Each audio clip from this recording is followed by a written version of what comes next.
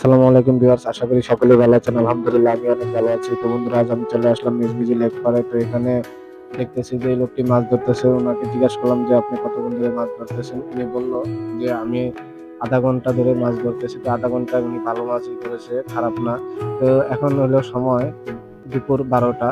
তো এই সময়টা এই জায়গাটা খুব নিরিবিলি থাকে। তো এখানে দেখি সামনে গিয়ে আরো কেউ আছে কিনা।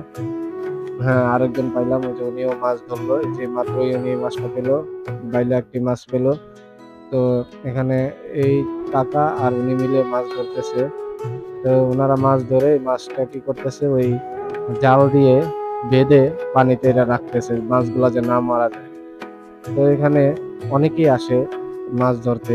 আর আর এই জায়গাটা এমনিতেই বলতে গেলে অনেক নিরিবিলি। এই কারণে সবাই এখানে এসে মাছ ধরতে ভালো লাগে, নিরিবিলি তাই। তো এখানে সামনে আরো আছে বাচ্চা পোলাপান, ওরা মাছ ধরতেছে, দেখি ওরা কি মাছ পাইছে।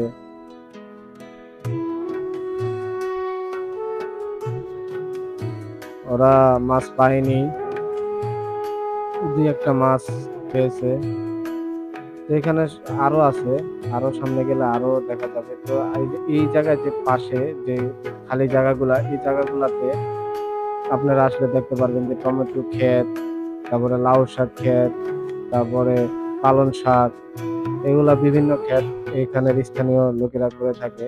এই যে আমাদের জামাল কাকা আছে, জামাল কাকা এই টমেটো ক্ষেত করেছে।